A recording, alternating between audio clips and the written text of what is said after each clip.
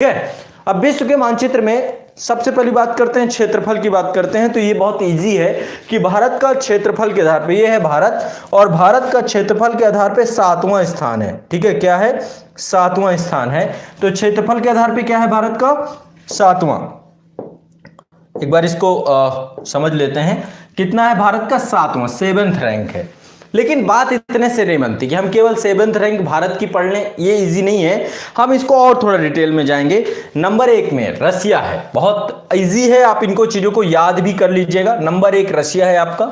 ठीक है, रूस है, देख रहे हैं रूस का विस्तार बहुत ज्यादा है। रूस को यदि आप देखेंगे तो आपका एशिया महाद्वीप में भी है, यूरोप महाद्वीप में है ना। यहाँ पे यूराल पर्वत है, यूराल नदी है, काकेशस पर्वत श्रेणी है ना। ये सब जो है अलग करता है यूरोप को एशिया से, जो आपका रशिया है। तो रशिया का विस्तार बहुत ज्यादा है, लेकिन इस कारण से इसका क्षेत्रफल बहुत ज्यादा है और विश्व में नंबर 1 है रशिया। ठीक है, दूसरे नंबर पे आपका कनाडा है। यहां पर आप देखेंगे ये उत्तरी अमेरिका महाद्वीप है और यहां पे कनाडा है दूसरे नंबर पे।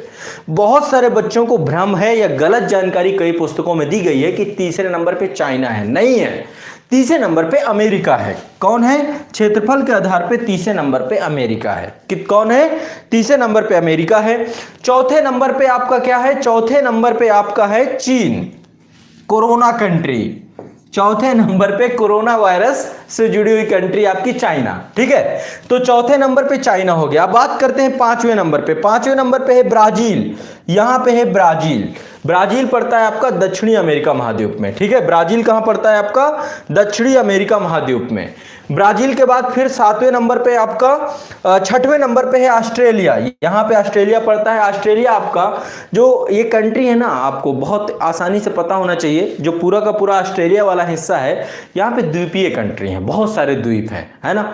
इसमें ओशेनिया महाद्वीप के नाम से इसे जानते हैं, जिसमें बहुत सारे छोटे छोटे द्वीप हैं। कुछ माइक्रोनेशिया, कुछ मेलानेशिया, कुछ पॉलिनेशिया या ओशेनिया के अंतर्गत सब आते हैं। ठीक है, इसके अंतर्गत ऑस्ट्रेलिया है, न्यूजीलैंड है, फिजी है, ऐसे छोटे छोटे बहुत सारे, मार्शल आइलैंड है। तो अलग अलग है ये, कभी विस्तार से मैंने पढ़ाया भी है ऑनलाइन बैच में, लेकिन यहाँ पे मैं समझा रहा हूँ आप लोगों को। तो ये आपको इजी याद होना चाहिए। पहले नंबर पे रूस है, दूसरे नंबर पे कनाडा है, तीसरे नंबर पे अमेरिका है, चौथे नंबर पे चाइना है, 5वें नंबर पे ब्राजील है, 6वें नंबर पे ऑस्ट्रेलिया है, 7वें नंबर पे हमारा भारत है। ठीक है, एक तो आपको बहुत आसानी से इन चीजों को बिल्कुल रट लेना है, क्योंकि ये क्वेश्चन कई बार पूछा गया है। अब आगे बढ़ते हैं, अब इसको और थोड़ा डिटेल पे ले चलते हैं। ठीक है, और डिटेल पे ले चलते हैं। ये तो आपको जानकारी हो गई, बहुत आसान है, आप लोग को हो सकता है पता भी रहा हो ये चीज। 31 अक्टूबर 2019, ये तिथि आपको भूलनी नहीं चाहिए। कौन सा दिन? 31 अक्टूबर 2019। 31 अक्टूबर क्यों महत्वपूर्ण होता है? सरदार वल्लभ भाई पटेल का ये जन्म दिवस है। और 31 अक्टूबर 2019 को भारत में 28 राज्य हो गए। अभी वर्तमान में 8 केंद्र शासित प्रदेश हैं। 2 केंद्र शासित प्रदेश नए बने थे, जम्मू कश्मीर, अनुच्छेद 370 को हटा दिया गया, 35 को हटा दिया गया, और कौन सा बचा आपका? जम्मू कश्मीर, और जम्मू कश्मीर के बाद दूसरा आपका क्या है? लद्दाख। लेकिन दादरा नगर हवेली और दमन द्वीप, इनको एक कर दिया गया, एक बना दिया गया, तो 9 की जगह 8 हो गए हैं। तो 31 अक्टूबर 2019 को भारत में राज्यों की संख्या कितनी हो गई है? 28 राज्य। ठीक है, चलो ये डेटा को भी हम लोग लिखने का प्रयास करते हैं। भारत में राज्यों की संख्या कितनी हो गई है, एक बार इसको भी देख लेते हैं। ठीक, कितने हो गए? 28 राज्य, 8 केंद्र शासित प्रदेश। अपडेटेड डेटा यही है। आप लोगों को किसी भी तरीके से, ये प्रश्न बहुत नॉर्मल प्रश्न है, लेकिन मुझे लगता है कि अभी पूछा जाएगा हाल फिलहाल के, उसमें हो सकता है एक कथन में आ जाए। आईएएस में क्या होता है, बहुत सारे कथन देता है, तो कोई ना कोई कथन आपका इस तरीके से जुड़ सकता है। तो जुड़ सकता है, तो मेरे हिसाब से आपको ये पता होना चाहिए। नवीनतम केंद्र शासित प्रदेश कौन से हैं? जम्मू कश्मीर और लद्दाख। इतना आपको जानकारी होनी चाहिए। आगे बढ़ते हैं। इसके बाद जो है क्षेत्रफल की बात करते हैं। भारत का क्षेत्रफल कितना है, और आमतौर पर क्षेत्रफल हमको एग्जैक्ट याद होना चाहिए। ठीक है, भारत का कुल क्षेत्रफल कितना है, तो एग्जैक्ट मेरे हिसाब से आपको जानकारी होनी चाहिए। तो ये आपका भारत है। ठीक है, इसका पूरा क्षेत्रफल निकालना है। तो टोटल क्षेत्रफल जो भारत का है वो डिजिट में आप याद कर लीजिएगा। मैं चाहता हूं इसको याद कर लीजिएगा, और याद करने के लिए मैं तरीका भी बताता हूं। आपको लिखना है 328, मोबाइल नंबर की तरह याद करेंगे। पहले है आपको कितना है? 328 72 63, आगे 3 पीछे 3। ठीक है, आमतौर पे जो भी एग्जाम है, जो भी परीक्षाएं हैं, हो सकता है कि इस स्तर पे इसको कंफ्यूज करे। तो कितना है 32 87 263 कितना है वर्ग किलोमीटर, किलोमीटर स्क्वायर। ये आपको एग्जैक्ट डेटा रट लेना चाहिए। 32 87 263, 32 87 263। आप लोग मेरे साथ इसको याद करिए, रिपीट करिए, 32 87 263, 32 87 263।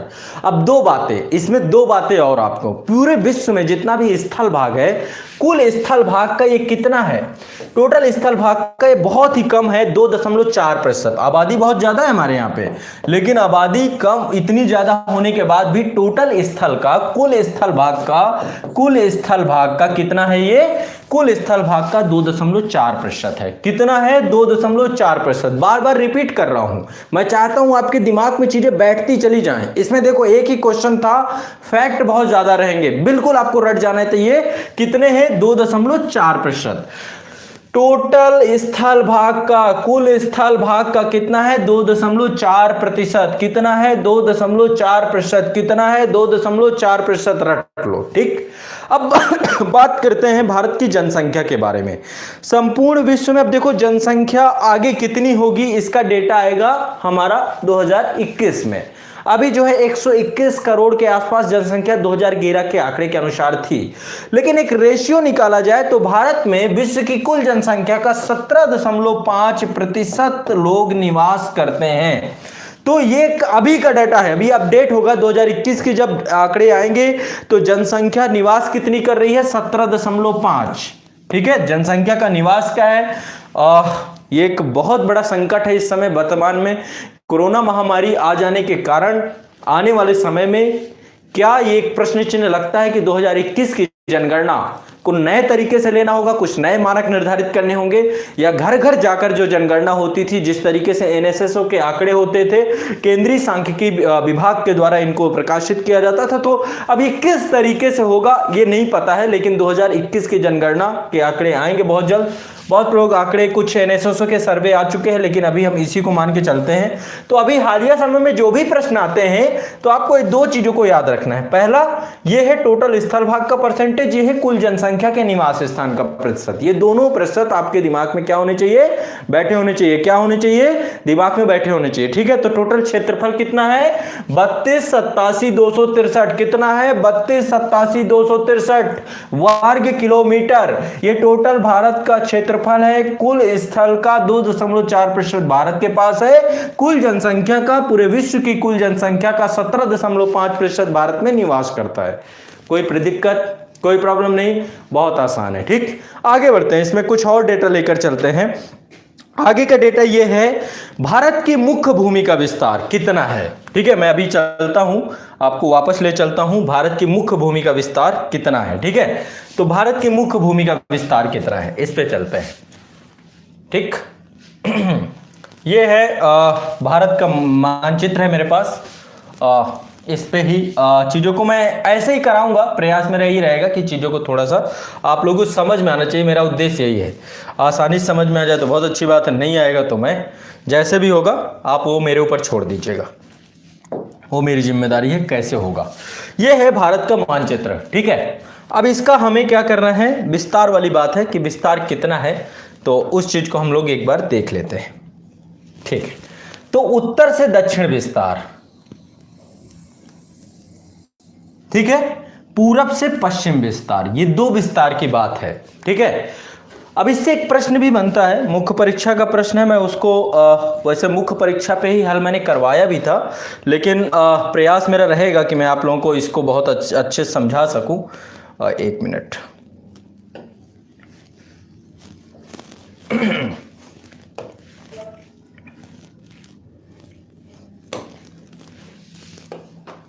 हाँ, अब इसको समझते हैं। माफ कीजिएगा, थोड़ा सा धीरे धीरे इसमें हैबिचुअल हो जाऊंगा तो चीज़ें आसानी से समझ में आ जाएंगी। ठीक, तो हमारी बात हो रही थी यहाँ पे उत्तर से दक्षिण विस्तार, और इसको मैं चाहता हूँ ये भी आज रट जाए, आज के बाद आपको दोबारा इसको याद करने की जरूरत ना पड़े। ठीक है, दोबारा मैं नहीं चाहता कि आप लोग याद करें ठीक है, तो एक बार ही हम इसको पूरा क्या कर लेते हैं, याद कर लेते हैं। तो उत्तर से दक्षिण विस्तार जो आपका है ये कितना है, बहुत आसान है, बहुत आसान है। उत्तर से दक्षिण विस्तार, इसको बिल्कुल दिमाग से रट लीजिएगा। मैं एक संख्या लिख रहा हूं, ये विस्तार की बात कर रहा हूं। ये है नॉर्थ, ये आपका नीचे साउथ, ये है आपका वेस्ट, ये है आपका ईस्ट। ठीक है, तो उत्तर से दक्षिण विस्तार, एक डिजिट लिख रहा हूं, 3 उल्टा चलते हैं, 2 1 4 रट लो।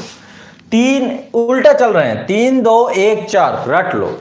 कितना है किलोमीटर, 32 14 3214 321 4, जो याद करना हो, जैसे याद करना हो। मेरा काम है आपको दिमाग में बैठ जाने चाहिए। 3 2 1 4 3 2 1 4 3 2 1 4 3 2 1 4 3 2 1 4 3 2 1 4, बस खत्म बात। ठीक, ये रट गया।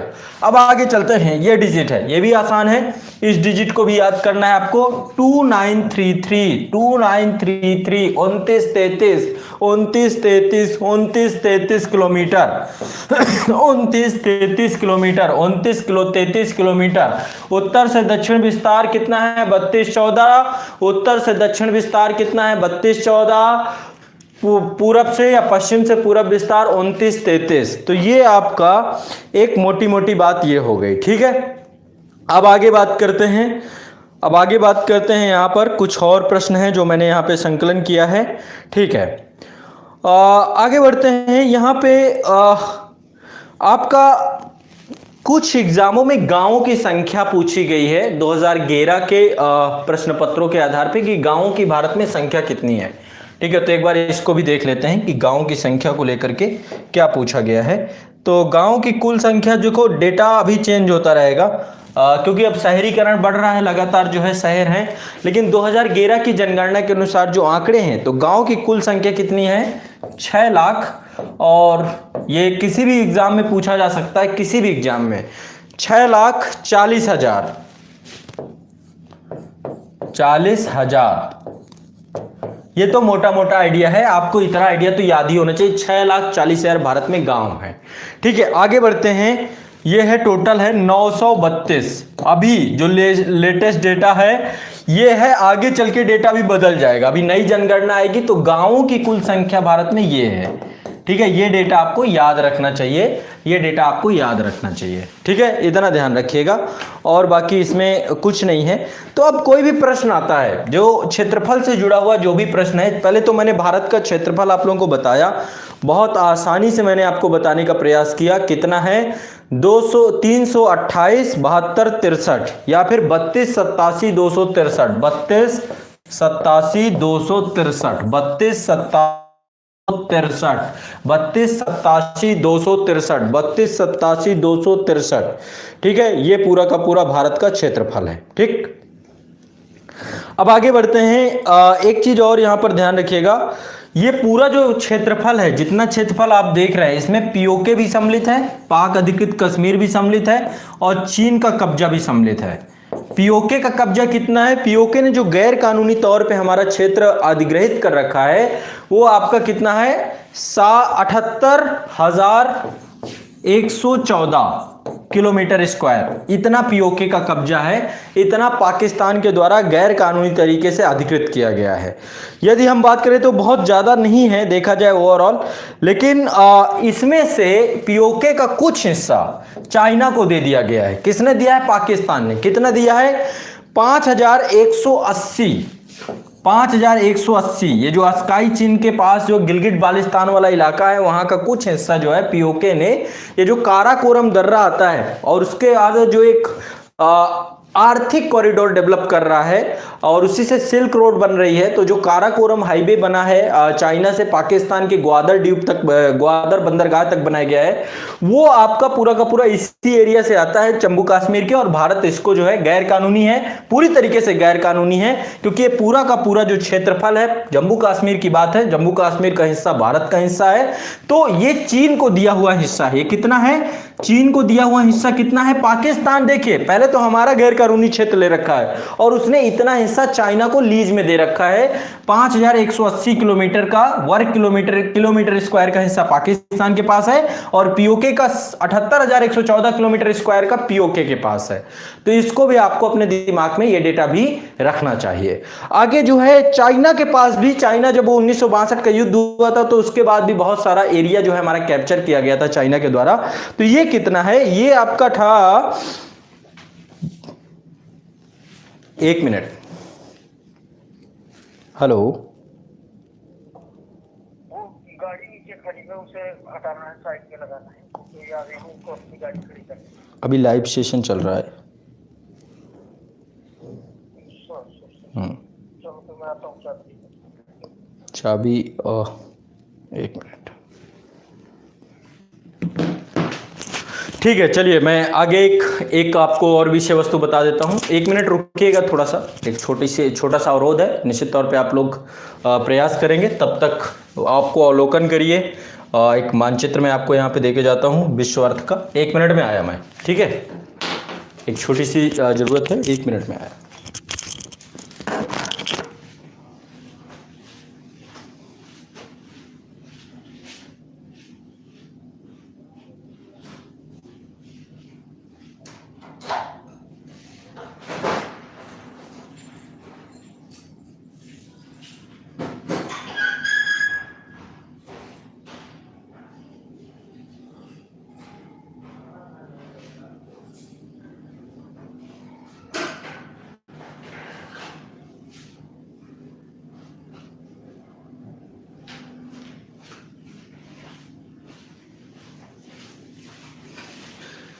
हाँ माफ कीजिएगा, थोड़ा सा होता है, कभी कभी काम पड़ जाते हैं।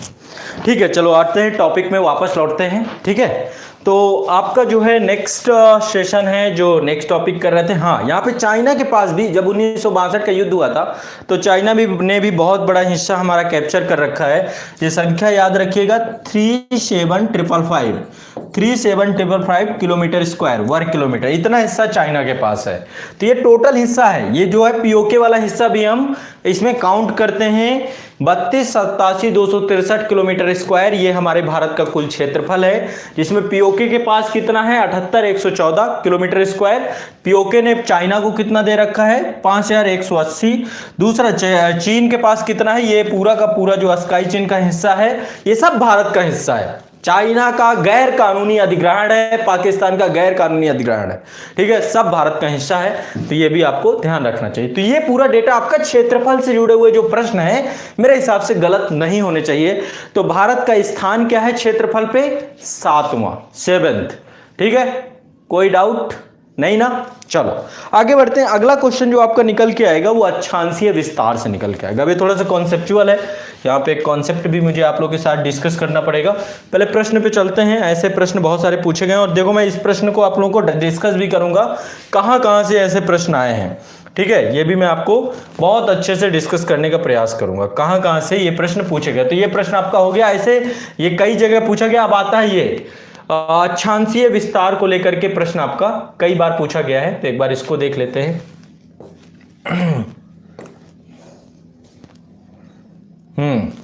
अब इसमें बहुत सारे क्वेश्चन हैं, मैं एक एक क्वेश्चन आप लोगों को डिस्कस करने का प्रयास करूंगा कि कैसे कैसे क्वेश्चन है जो यहाँ पर आते हैं। ठीक है, भारत का अक्षांशीय विस्तार, देशांतरीय विस्तार, ठीक है, इससे प्रश्न आते हैं। तो सबसे पहले एक बार समझने का प्रयास करेंगे चीजों को, ठीक है बच्चों, समझने का प्रयास करेंगे आप लोग, ठीक है। तो सबसे पहले बात करते हैं अक्षांश की। अक्षांश क्या होता है? आप लोग पेन कागज जरूर लेके बैठ जाइएगा और यहां पे मैं दो चीजें आपको लेकर के चल रहा हूं। ये आपकी अर्थ है,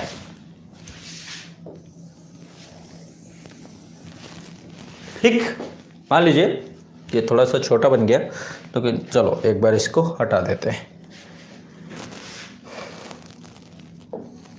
अब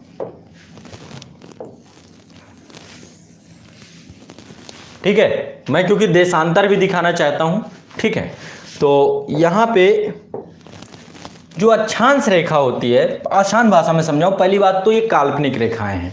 अक्षांश रेखाएं कैसी रेखाएं होती हैं? काल्पनिक रेखाएं। ऐसा नहीं है, वास्तविक रेखाएं नहीं है, वास्तव में धरती में ऐसी कोई रेखाएं नहीं खींची गई हैं। कैसी रेखाएं? कैसी काल्पनिक रेखाएं? ऐसी काल्पनिक रेखाएं। कैसी काल्पनिक रेखाएं? ऐसी काल्पनिक रेखाएं। ये देखो, ये एक काल्पनिक रेखाएं हमने खींची थी। जब ये अक्षांश रेखाएं खींचने का विचार चल रहा था, किनके बीच में? जो भूगर्भवेत्ता थे, जो वैज्ञानिक थे, उनके बीच में, उनके मध्य जब ये पूरा का पूरा डिस्कशन चल रहा था कि हमें क्या करना है, अक्षांश रेखाओं को खींचना है, तो उन्होंने पहले तो एक ग्लोब बनाया। ठीक है, ग्लोब का आविष्कार हो चुका था इससे पहले, और उसी ग्लोब पे ऐसा तो है नहीं कि कोई एक प्राइवेट जेट लिया और जेट लेने के बाद चारों तरफ राउंड राउंड राउंड राउंड घूमना चालू है पृथ्वी के और उसको खींचना, ऐसा कुछ नहीं किया गया। ये सिर्फ कल्पना शक्ति है, कैलकुलेशन है, एक पूरा ज्यामिति है। उस ज्यामिति के हिसाब से कोणीय दूरियां बनाई गई हैं। ठीक है, और उन्होंने क्या किया, ड्रॉ कर दिया, बिल्कुल मध्य से एक लाइन ड्रॉ कर दी। पृथ्वी को बीच से, भूमध्य रेखा इसीलिए बोलते हैं इसको, विषुवत रेखा, भूमध्य रेखा, पृथ्वी को बीच से काट देती है रेखा। ठीक है, तो इसको भूमध्य रेखा भी बोलते हैं, विषुवत रेखा भी बोलते हैं, इक्वेटर भी कहते हैं। तो ये क्या है? भूमध्य रेखा, भूमध्य रेखा। ठीक है, ये काल्पनिक रेखा है। अब इसके बाद क्या है, आप इसके समानांतर बहुत सारी रेखाएं खींचे हुई पाएंगे। 1 डिग्री के अंतराल पे, 1 डिग्री के अंतराल पे आपको बहुत सारी रेखाएं खींची हुई मिलेंगी। ऐसे जो है उत्तर, अब देखो एक चीज और देख लो, जो ये आपका पूरा का पूरा विषुवत रेखा है, इसको समझते हैं। ये आपकी जो पूरी की पूरी विषुवत रेखा है, जो आपकी इक्वेटर है, ये जो आपकी इक्वेटर है, इक्वेटर पृथ्वी को 2 भागों में बांटती है। एक तो आपका नॉर्थ और दूसरा साउथ। ठीक है, उत्तरी गोलार्ध, दक्षिणी गोलार्ध। पृथ्वी को 2 भागों में बांट देती है, उत्तरी गोलार्ध, दक्षिणी गोलार्ध में। देखो मैं आसानी समझा रहा हूँ, आसान भाषा में, चाहता हूँ कि आपके दिमाग में चीजें बैठ जाए। वैसे आपको आती भी होंगी, हो सकता है रिवीजन भी हो जाए। ठीक है, तो यहाँ पे 2 भागों में उत्तरी गोलार्ध, दक्षिणी गोलार्ध। अब क्या है, इक्वेटर के समानांतर उत्तरी गोलार्ध में भी और दक्षिणी गोलार्ध में ये रेखाएं खींची गई हैं। ठीक है, उत्तरी गोलार्ध में भी और दक्षिणी गोलार्ध में ये रेखाएं खींची हुई हैं।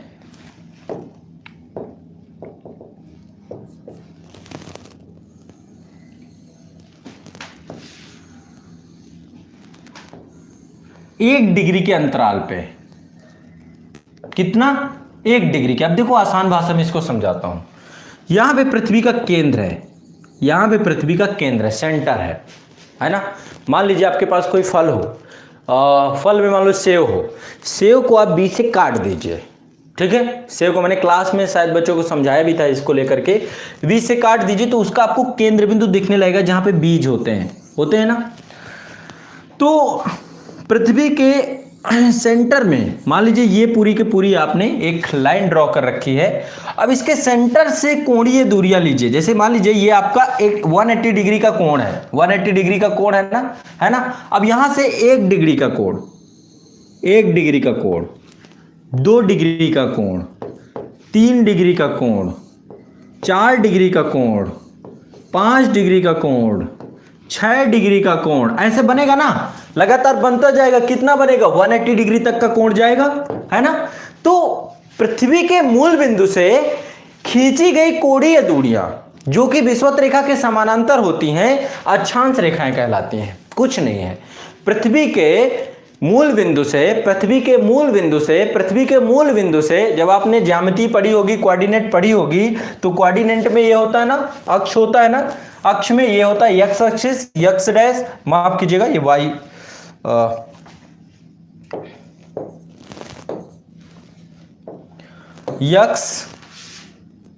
एक्स डैश, ये होता है वाई डैश, है ना।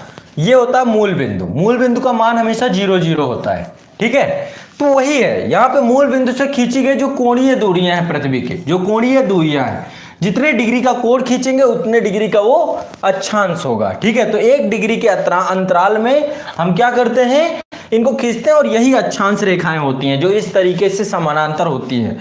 उत्तरी गोलार्ध में इनको 1 degree north, 2 degree north, 3 degree north, 4 degree north, 5 degree north, है ना। तो ये आपको उत्तरी गोलार्ध में नॉर्थ में है। ठीक है, ये आपको जरूर बताना जरूरी है।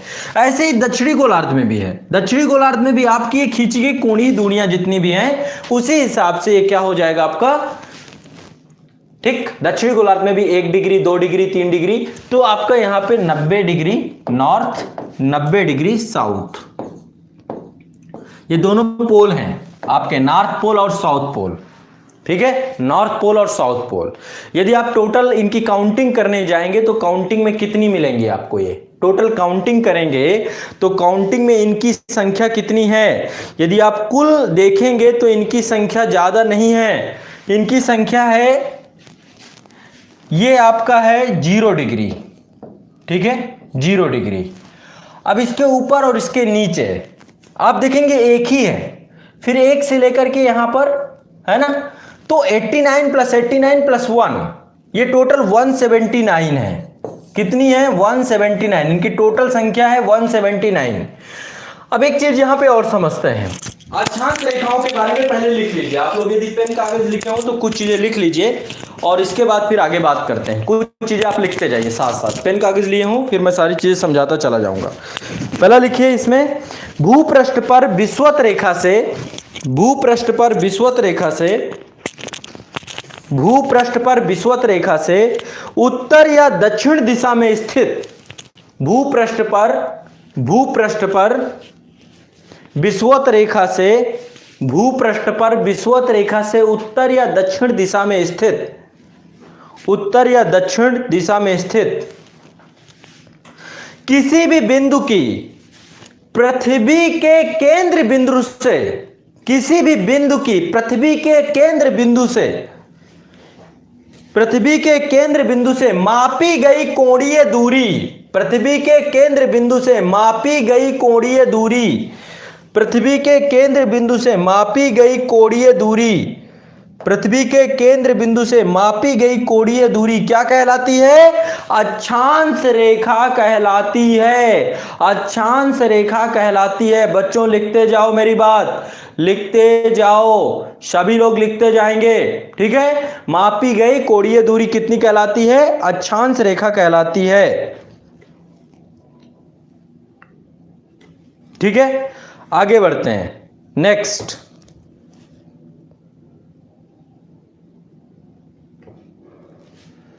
आगे नेक्स्ट लिखिए,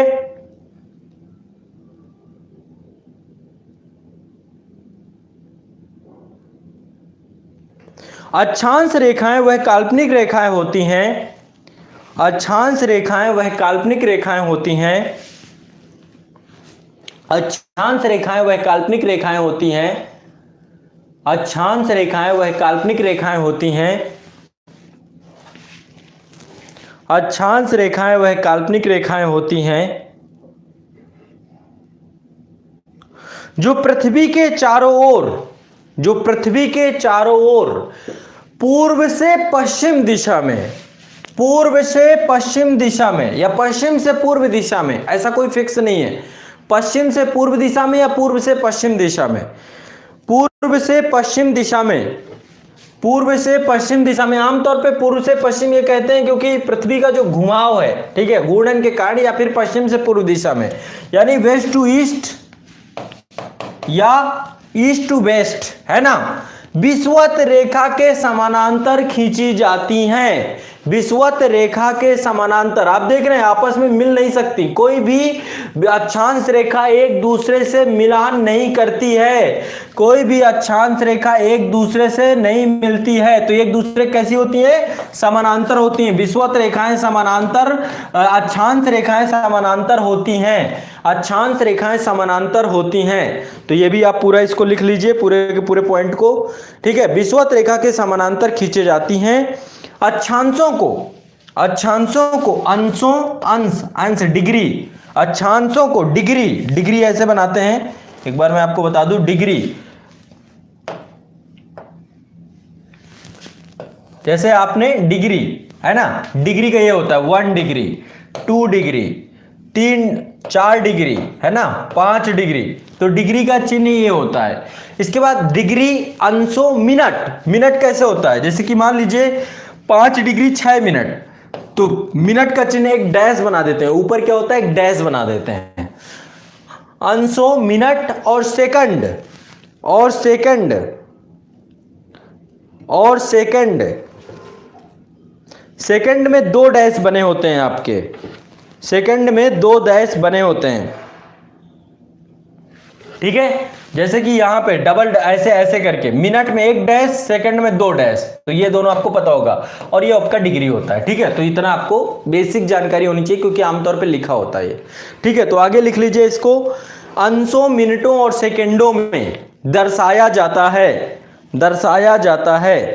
पृथ्वी को 2 बराबर भागों में, पृथ्वी को 2 बराबर भागों में बांटने वाले को 0 डिग्री अक्षांश, पृथ्वी को 2 बराबर भागों में, पृथ्वी को 2 बराबर भागों में, पृथ्वी को 2 बराबर भागों में 0 डिग्री अक्षांश। एक बार मैं शायद गूगल अर्थ में प्रयास कर पाऊं कि आप लोगों को समझा पाऊं इसे, ठीक है। ये आपकी पृथ्वी है, ठीक है, ये आपकी पृथ्वी है, और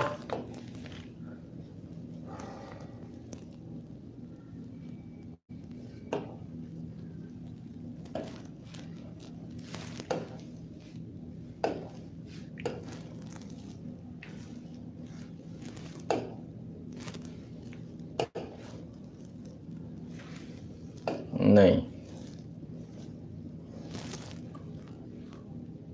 चलिए कोई नहीं, अभी यहाँ पे मैं एक बार इसमें अक्षांश देशांतर भी डिनोट होते हैं, और कैसे होते हैं एक बार मैं देखूंगा, देखने के बाद फिर आप लोगों को अक्षांश देशांतर गूगल अर्थ के माध्यम से भी दिखा दूंगा कि कैसे गूगल अर्थ में भी अक्षांश देशांतर को डिनोट किया जाता है।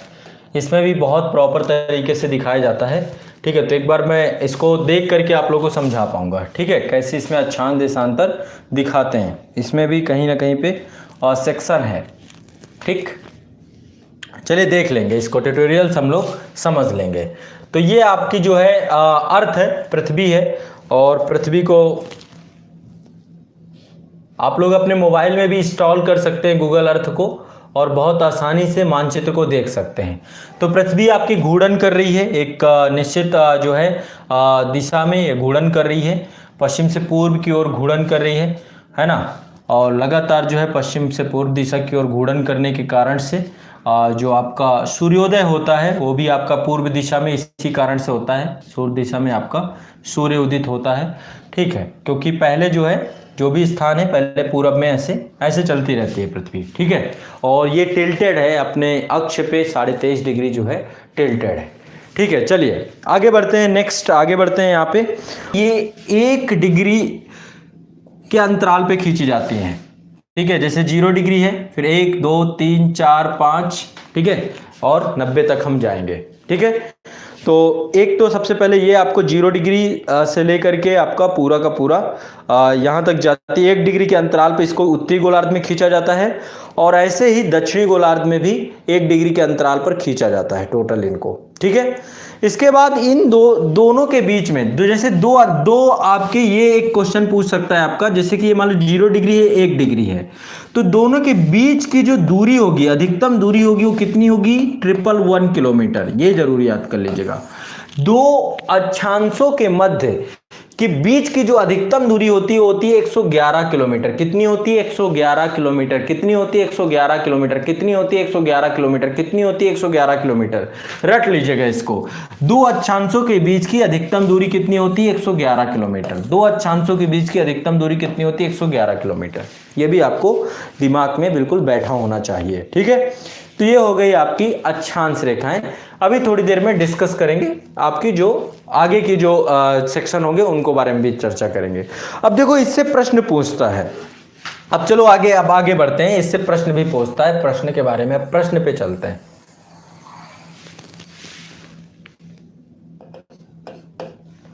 ठीक, अब आगे चलते हैं प्रश्न पे।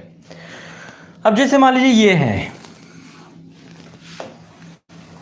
ये आपकी देशांतर मैंने खींच दी। ये देशांतर रेखाएं भी देशांतर रेखाएं समझाऊंगा, ठीक। देशांतर रेखाएं, ये आपकी अक्षांश रेखा है, ये आपकी विषुवत रेखा है, ये आपकी, इसको बोलते हैं हम लोग मानक मध्याह्न रेखा, या इसको ग्रीनविच लाइन भी बोलते हैं। हमारा समय जो निर्धारित होता है देशांतर रेखाओं से होता है, ग्रीनविच मेरिडियन बोलते हैं इसको, ठीक है, या मानक मध्याह्न रेखा। अब इस पे बात करते हैं। यहाँ पे ये है आपकी विषुवत रेखा, भूमध्य रेखा, भूमध्य रेखा, तो भूमध्य रेखा भी एक अक्षांश है और जो मानक मध्याह्न रेखा एक देशांतर है। देशांतर क्या है, अब इसके बारे में चर्चा करेंगे। अब यहाँ पे सारे महाद्वीप हैं, एक बार महाद्वीपों के बारे में एक बार डिस्कशन हो जाए। ये वाला आपका हिस्सा है यहाँ पे, ये वाला हिस्सा है यहाँ पे आपका है, इस देखो एक गोलार्ध है, 4 गोलार्ध है। ये पहला गोलार्ध है, ठीक है, ये दूसरा गोलार्ध है, ये तीसरा गोलार्ध है, ये चौथा गोलार्ध है। ठीक, वैसे गोलार्ध देखा जाए तो आपके 2 ही हैं, एक है उत्तर दक्षिण, लेकिन ये पूरा पश्चिम। देशांतर रेखाएं 2 भागों में बांटती है, पूर्वी गोलार्ध और पश्चिमी गोलार्ध में। जो आपका ये है चतुर्थांश है, एक तरीके से इसको बोलते हैं चतुर्थांश। आप कोऑर्डिनेट पढ़े होंगे तो कोऑर्डिनेट भी से चतुर्थांश बोलते हैं। चौथांश, चौथांश है ना, पहला चौथांश, दूसरा, तीसरा, चौथा, ठीक है, तो चतुर्थांश है ये। गोलार्ध भी 4 होते हैं, उत्तरी गोलार्ध, दक्षिणी गोलार्ध। विषुवत रेखा के द्वारा उत्तरी गोलार्ध, दक्षिणी गोलार्ध। देशांतर रेखा के द्वारा पूर्वी गोलार्ध, पश्चिमी गोलार्ध। पृथ्वी को 2 भागों में बांट दिया जाता है, ठीक है। एक बार यहाँ पे आप लोग समझ लीजिए, इसको और देख लीजिए। मैं चाहता हूँ कि इस तरह का डाउट ना रहे आपको। यहाँ पे आपका है, ये है उत्तरी गोलार्ध, ठीक है। किसने बांटा इसको? अक्षांश रेखा ने, विषुवत रेखा ने इसको उत्तरी और दक्षिणी में बांट दिया, ठीक है। और यहां पर आप जाएंगे तो यहां पर देशांतर रेखा ने इसको कहां पे बांट दिया? देशांतर रेखा ने इसको पूर्वी और पश्चिमी में बांट दिया। बहुत इजी है, कुछ है नहीं, बहुत छोटी सी बात है ना। 2 भागों में। गोलार्ध का मतलब होता है आधा हिस्सा, आधा हिस्सा। क्योंकि मैप में देखा जाए तो इधर नॉर्थ होता है, इधर साउथ होता है, इधर वेस्ट होता है, इधर ईस्ट होता है, तो उसी हिसाब से इसको गोलार्ध का नाम दे दिया गया। अब यहाँ पे महाद्वीप अवस्थित हैं। देखा जाए तो अमेरिका महाद्वीप आपका यहाँ पे अमेरिका है, यहाँ पे आपका क्या है? दक्षिणी अमेरिका महाद्वीप है। यहाँ पे आपका अफ्रीका चारों में है, चारों में अफ्रीका है। यहाँ पे यूरोप है, ये यहाँ पे यूरोप है आपका, ठीक है। लंदन ग्रेस से जाती है ग्रीनविच। यूरोप और एशिया एक दूसरे के साथ जुड़े हुए हैं, तो आप देखेंगे ओवरऑल तो यूरोप और एशिया कोई अलग अलग नहीं दिखेंगे आपको, ठीक है। एक बार ऐसे देखते हैं, यूरोप और एशिया ऐसे जुड़े हुए हैं एक दूसरे से, यूरोप और एशिया, लेकिन अलग मानते हैं यहाँ से कुछ भौगोलिक ऐसी चीज़ें अभी चर्चा करेंगे। और इस पे भी प्रश्न आता है कि यूरोप को महाद्वीप माना जाता है तो भारत को भी एक उपमहाद्वीप माना जाए, ठीक है, लेकिन फिर भी। तो ये यूरोप और एशिया है। यहाँ पे आपका ऑस्ट्रेलिया है और यहाँ पे आपका पूरा का पूरा अंटार्कटिका है। ऑस्ट्रेलिया और उसके अलावा ओशिनिया के जितने भी छोटे छोटे द्वीप हैं सब यहाँ पे हैं। तो इस तरीके से गोलार्ध बटे हुए हैं, ठीक है। अब सब ये जितने भी हैं सब पे तो अक्षांश होंगे ना, ऐसे अक्षांश होंगे ना, यहाँ पे अक्षांश होंगे, ये देखो अक्षांश है ना, उत्तर की तरफ भी और दक्षिण की तरफ भी, यानी कि सबका अक्षांशीय विस्तार है। अक्षांशीय विस्तार भी है और देशांतरी विस्तार भी है ना। अक्षांशीय और देशांतरी विस्तार होता है। इसी से हम लोकेशंस पता करते हैं। जो आपका जीपीएस होता है, आप गूगल मैप लगाते हैं ना, तो गूगल मैप में इसी पद्धति पे काम करता है, इसी तकनीकी पे काम करता है, ठीक है। वो क्या करता है? लैटिट्यूड और लॉन्गिट्यूड। जैसे मान लीजिए मैं यहाँ पे खड़ा हूं तो मैं किसी अक्षांश में खड़ा हूंगा, आप लोग यहाँ पे बैठे हो, आप भी किसी अक्षांश में बैठे होगे, और वहां से कोई देशांतर काट रही होगी। देखिए, चलिए एक बार डिस्कस करते हैं, बहुत आसानी समझने का प्रयास करते हैं, ठीक है। बहुत आसानी से समझाने का प्रयास करता हूं। ये आपकी अक्षांश रेखाएं हैं, ये आपकी अक्षांश रेखाएं। मान लीजिए एक अक्षांश रेखा है, मैं यहाँ पे खड़ा हूं, इस जगह पे खड़ा हूं, इस जगह पे ये पोजीशन पे खड़ा हूं, ठीक है। अब लेकिन केवल अक्षांश से मेरी पोजीशनिंग नहीं पता की जा सकती कि मैं कहाँ पे हूं, तो बेहतर क्या होगा? लैटिट्यूड, मान लो कि कोई केवल अक्षांश बता दे कि इतनी डिग्री अक्षांश पे खड़ा हूं। मान लो मैं आपको 5 डिग्री अक्षांश पे खड़ा हूं, मान लीजिए 5 डिग्री अक्षांश में मैं खड़ा हूं, लेकिन 5 डिग्री अक्षांश से बता देने से 5 डिग्री अक्षांश यहाँ पर भी है, 5 डिग्री अक्षांश यहाँ पर भी है, 5 डिग्री अक्षांश यहाँ पर भी है, 5 डिग्री अक्षांश यहाँ पर भी है। कैसे पता करोगे कि 5 डिग्री अक्षांश कहाँ पर कौन खड़ा है? तो इसके लिए जरूरी होता है कि देशांतर भी पता हो कि कितने डिग्री अक्षांश और कितने डिग्री देशांतर में कोई चीज अवस्थित है, और उसी से उसका जो है पूरा का पूरा लोकेशन ट्रैक कर लिया जाता है। लैटिट्यूड और लॉन्गिट्यूड दोनों की उपस्थिति ही आपका जीपीएस या नेविगेशन प्रणाली को सफल बनाती है। तो उसके लिए बेहतर क्या है? यदि अक्षांश और देशांतर नहीं होते तो आज बहुत सारी चीजें नहीं होती, हमें किसी को पता ही नहीं होता कौन कहाँ पे है ना। हमें कोई नेविगेशन नहीं होता किसी भी तरीके से, हम बहुत यात्राएं जितनी भी होती हैं बहुत अव्यवस्थित होती। पहले ऐसा था, तो आप समझ सकते हैं कि यहाँ पे बहुत आसानी से आप मान लीजिए यहाँ पे किसी ने ये जानकारी दे दी, मान लीजिए मैं 24 डिग्री, अब ये जो है आपका 5 डिग्री नॉर्थ अक्षांश है, 5 डिग्री उत्तरी अक्षांश है, 24 डिग्री पूर्वी देशांतर है, पूर्वी देशांतर है। तो अब यदि किसी ने ये जानकारी पूरी दी कि यहाँ पे जहाँ पे मैं उपस्थित हूँ, देखो यहाँ से 24 डिग्री देशांतर काट रहा है, 5 डिग्री उत्तरी अक्षांश और 24 डिग्री पूर्वी देशांतर दोनों एक दूसरे को इस बिंदु पे काट रहे हैं। यदि कोई ये जानकारी दे कि कोई व्यक्ति 5 डिग्री उत्तरी अक्षांश में या 24 डिग्री पूर्वी देशांतर में अवस्थित है, तो तुरंत हम उस नेविगेशन एरिया को पता कर लेंगे, क्योंकि 24 डिग्री और 5 डिग्री एक जगह पे काट रहे होंगे और जहां पे काट रहे होंगे नेविगेशन वहीं पे काम करता है, वहीं से उसकी लोकेशन ट्रैक कर ली जाती है। इसलिए बहुत इंपॉर्टेंट होता है अक्षांश और देशांतर दोनों। अब देशांतर क्या है अभी मैं समझाने का प्रयास करूंगा, लेकिन यहाँ पे थोड़ा सा जिक्र आ गया। देखो मैं कोई स्क्रिप्टेड होकर नहीं पढ़ाता आप लोगों को, जब भी मैं क्लास लेता हूं तो कोई स्क्रिप्टेड होकर नहीं पढ़ाता। मेरे दिमाग में जो विचार आते जाएंगे मैं आपको बताता जाऊंगा। हो सकता है वो विचार आगे पीछे हो, लेकिन इतना मैं गारंटेड कहता हूं कि आपको याद हर चीज रहेगी, कोई चीज भूलेगी नहीं। इसकी जिम्मेदारी मेरी है, आपको कोई भी चीज भूलेगी नहीं, किसी भी तरीके से याद करा के छोड़ूंगा, कुछ भी चीज बचेगा नहीं। ठीक है, तो चलो आगे बढ़ते हैं। अभी थोड़ा सा समझा रहा था मैं आपको, ये कॉन्टिनेंट है, इनकी अवस्थिति। वैसे ही भारत की भी एक उपस्थिति है कहीं ना कहीं पे। मान लो ये अर्थ है आपकी और ये आपके 4, तो भारत कहाँ पे, किस महाद्वीप में है? यहाँ पे देखो महाद्वीप है, ये आपका उत्तरी अमेरिका है, नॉर्थ अमेरिका, ये आपका साउथ अमेरिका, ये आपका अफ्रीका, ठीक है, ये आपका अफ्रीका है, ये आपका यूरोप है, ये आपका एशिया है, ये आपका ऑस्ट्रेलिया है, ये आपका अंटार्कटिका है। ठीक है, तो यहाँ पे भारत एशिया में अवस्थित है। ठीक है, भारत कहाँ पे अवस्थित है? एशिया में। तो एशिया में अवस्थित है तो कोई अक्षांश और देशांतरी विस्तार होगा भारत का, अक्षांश और देशांतरी विस्तार होगा। चलो देशांतर के बारे में मोटा मोटी पहले आपको बता देता हूं। देशांतर क्या है? देशांतर भी एक काल्पनिक रेखा है जो कि उत्तरी ध्रुव को दक्षिणी ध्रुव से मिलाती है।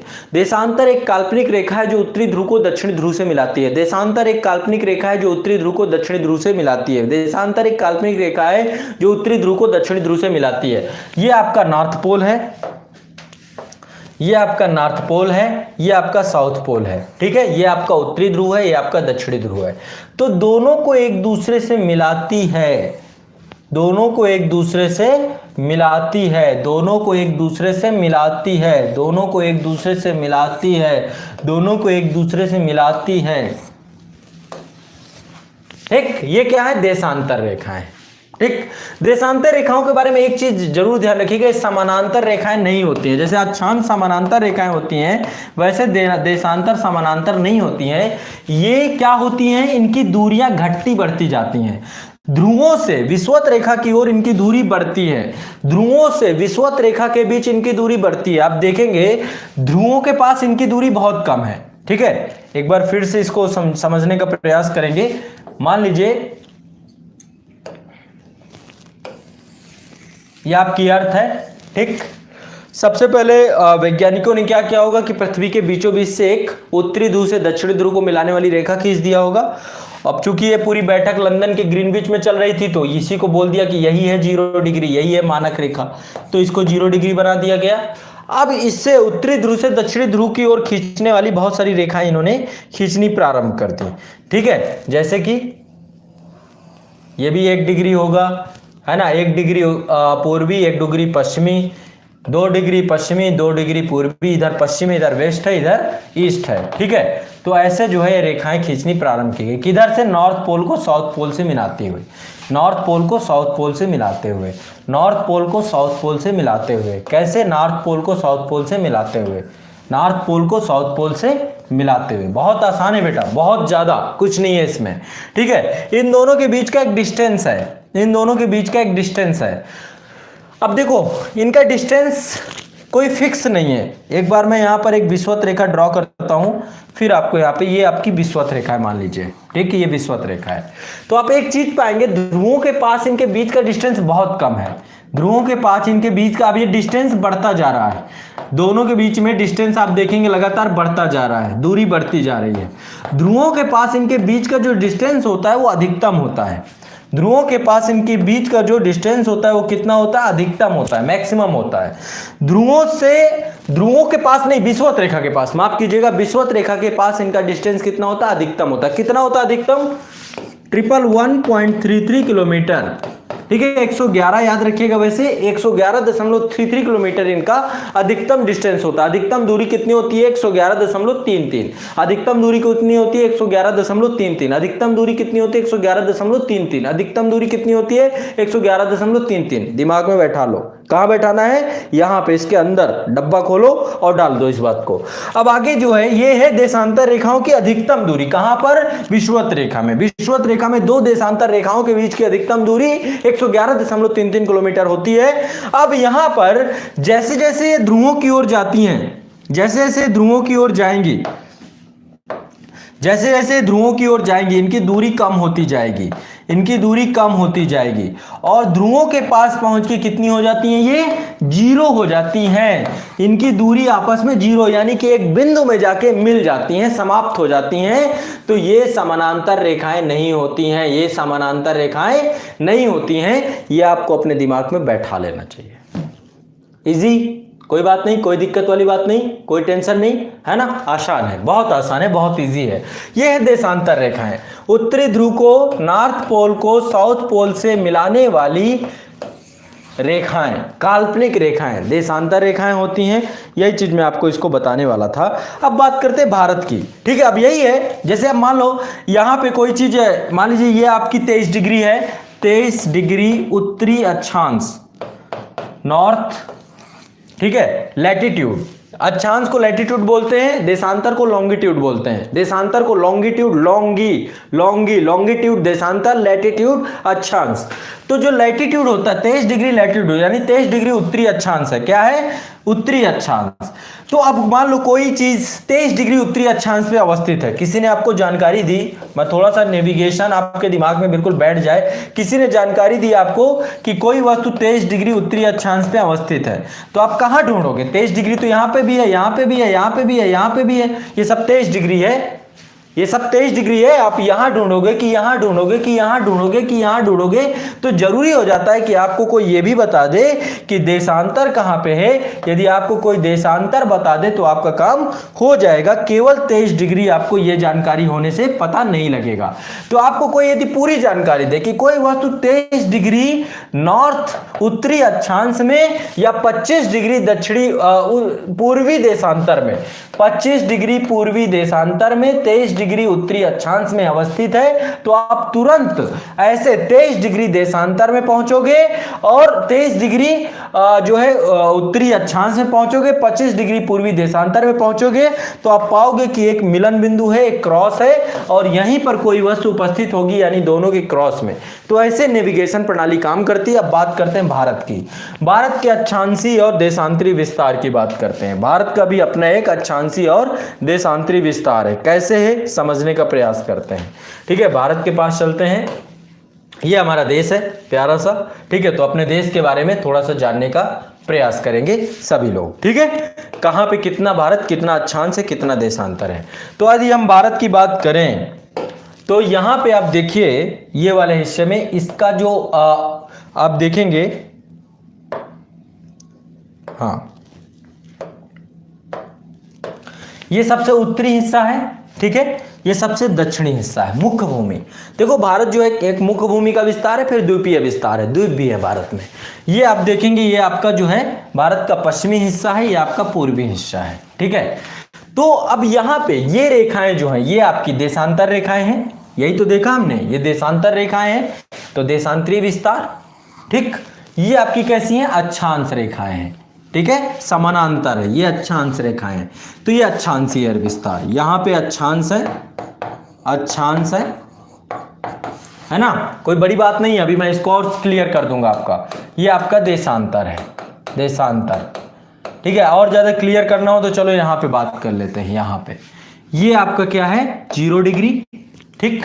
ये आपका 0 डिग्री है, ये आपका 0 डिग्री है, ये 0 डिग्री देशांतर है। इसको मानक मध्याह्न रेखा या फिर ग्रीनविच रेखा कहते हैं। 0 डिग्री देशांतर है, ये आपका क्या है? 0 डिग्री अक्षांश है। आसान है, ठीक है।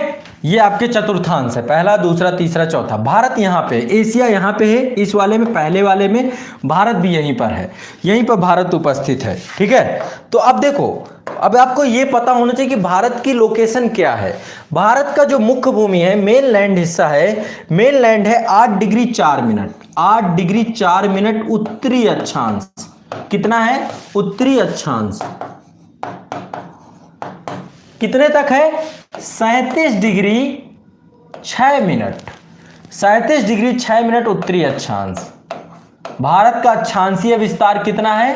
इतना है, 84 से 376, 84 से 376, 84 से 376, 84 से 376, 84 से 376, 8 डिग्री 4 मिनट, 8 डिग्री 4 मिनट कितना है? 37 डिग्री 6 मिनट, 8 डिग्री 4 मिनट से 37 डिग्री 6 मिनट, 8 डिग्री 4 मिनट से 37 डिग्री 6 मिनट, 8 डिग्री 4 मिनट से 37 डिग्री 6 मिनट, 8 डिग्री 4 मिनट से 37 डिग्री 6 मिनट। तो ये 0 डिग्री आया है, आपका विषुवत रेखा है। तो यहां पे 8 डिग्री कहां पे होगा? यहां पे कहीं उपस्थित होगा, यहां पे होगा 8 डिग्री, ऊपर होगा ना, उत्तरी अक्षांश की बात कर रहे हैं ना। 8 डिग्री 4 मिनट उत्तरी यानी ऊपर की ओर, दक्षिणी होता तो नीचे जाता, तो 8 डिग्री 4 मिनट उत्तरी, तो यहां पर होगा कहीं पे 1 2 3 4, 8 डिग्री 4 मिनट। ठीक, कहां तक है? 37 डिग्री 6 मिनट, तो 37 डिग्री कहां तक जाएगा? यहां तक जाएगा, 37 डिग्री 6 मिनट यहां तक जाएगा, है ना। 8 डिग्री 4 मिनट से 37 डिग्री 6 मिनट, तो कहां तक, कहां से कहां तक? दिमाग में बैठा लेना है, दिमाग में बैठा होना चाहिए आप सभी के, दिमाग में बैठा होना चाहिए। 8 डिग्री 4 मिनट से 37 डिग्री 6 मिनट रट लो, आज के बाद याद करना ना पड़े। 84 से 376, 84 से 376, 84 से 376 मोबाइल नंबर की तरह याद करना है, 84 से 376। तो ये आपका हो गया अक्षांशीय विस्तार। अभी मैं भारत की लोकेशन निकाल रहा हूं। अब बात करते हैं देशांतरी विस्तार, जो ये पॉइंट है, एक पॉइंट ये है, एक पॉइंट ये है, इसको याद करना है। 687 68 degree 7 minute, 687 68 degree 7 minute, 687 68 degree 7 minute पूर्वी देशांतर, क्योंकि भारत पूर्वी गोलार्ध में है। पूर्वी देशांतर, भारत कहां पर है? पूर्वी गोलार्ध में। भारत कहां पर है? पूर्वी गोलार्ध में। भारत कहां पर है? पूर्वी गोलार्ध में। भारत कहां पे है? पूर्वी गोलार्ध में। भारत कहां पर है? पूर्वी गोलार्ध में। भारत कहां पर है? पूर्वी गोलार्ध में। ठीक, तो ये क्या है? 68 डिग्री 7 मिनट पूर्वी देशांतर। कहां तक? 97-25 पूर्वी देशांतर, 97-25 पूर्वी देशांतर। तो अब याद करिए, 84 से 376, 667, 687 से 68 7 से 97-25। एक मोबाइल नंबर है आपका, कितने अंकों का है? 2, ये 5 5 3, ठीक है, 8 8 4 11, 11 अंकों का नंबर है। 11 अंकों का नंबर अभी मेरे साथ याद करेंगे आप। 8 डिग्री 4 मिनट उत्तरी अक्षांश से 37 डिग्री 6 मिनट उत्तरी अक्षांश, 68 डिग्री 7 मिनट पूर्वी देशांतर से 97 डिग्री 25 मिनट। रट लो, रट लेना है सबको, ठीक है। ये पूर्वी है, पूर्वी देशांतर, क्योंकि भारत कहां उपस्थित है? उत्तरी गोलार्ध। अब देखो ये निकल के आया आपका, भारत कहां हुआ? उत्तरी गोलार्ध में उपस्थित हुआ ना, भारत आपका उत्तरी गोलार्ध में उपस्थित हुआ ना, और पूर्वी गोलार्ध में। भारत उत्तरी और पूर्वी गोलार्ध में उपस्थित है। भारत उत्तरी और पूर्वी गोलार्ध में उपस्थित है। भारत उत्तरी और पूर्वी गोलार्ध में उपस्थित है। भारत उत्तरी और पूर्वी गोलार्ध में उपस्थित है। भारत उत्तरी और पूर्वी गोलार्ध में उपस्थित है। 8 डिग्री 4 मिनट उत्तरी अक्षांश से लेकर 37 डिग्री 6 मिनट उत्तरी अक्षांश तक, 68 डिग्री 7 मिनट पूर्वी देशांतर से 97 डिग्री 25 मिनट पूर्वी देशांतर तक भारत की उपस्थिति और अक्षांश और देशांश। तो अब कोई भी क्वेश्चन पूछ ले आपका अक्षांश और देशांतर से, अवस्थिति विस्तार से, आपको कर लेना चाहिए। अब देखो जो क्वेश्चन पूछता है बहुत अजीबोगरीब पूछता है। मैं आपको 2-3 क्वेश्चन जो है यहां पे आइडिया देता हूं, ठीक है। ये आपका गूगल अर्थ है, ठीक है। भारत पे चलते हैं, कहां है भाई?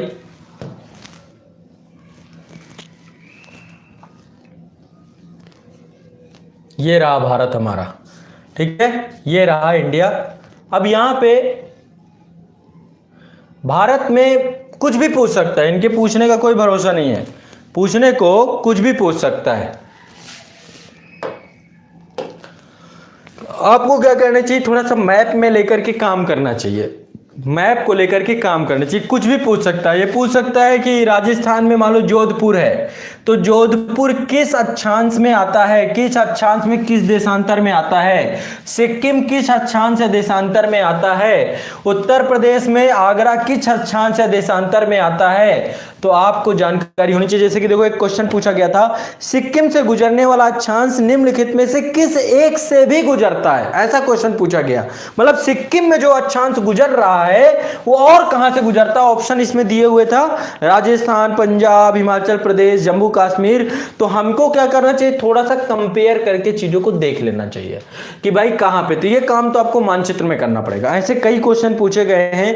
लिखा हुआ है कि जिस जिले से 70 डिग्री पूर्वी देशांतर रेखा गुजरती है वह कौन सी है? अब इसमें ऑप्शन दिया होगा, है ना। आरएएस में एक क्वेश्चन पूछा गया था। तो ये आपको लोकल जिस स्टेट पीसीएस की आप तैयारी कर रहे हो, एक बार आप अपने मैप को देखना है, मानचित्र को देखना है और डिटेल से चीजों को देख लेना है। एक भी चीज नहीं छोड़नी किसी को भी। समझ रहे हो ना प्यारे बच्चों, समझ रहे हो ना, कोई बहुत बड़ा इशू नहीं है। तो ऐसे कई क्वेश्चन पूछे जाते हैं जो कि आपको कंपेयर करा देता है कि यहां से गुजरने वाली देशांतर वो दूसरे जगह से भी गुजरेगी कि नहीं। ठीक है, अब जैसे ये इंडिया है, ठीक है, भारत का मानचित्र है। एक बार इसको फिर से मैं प्रयास करता हूं इस पे काम करने का।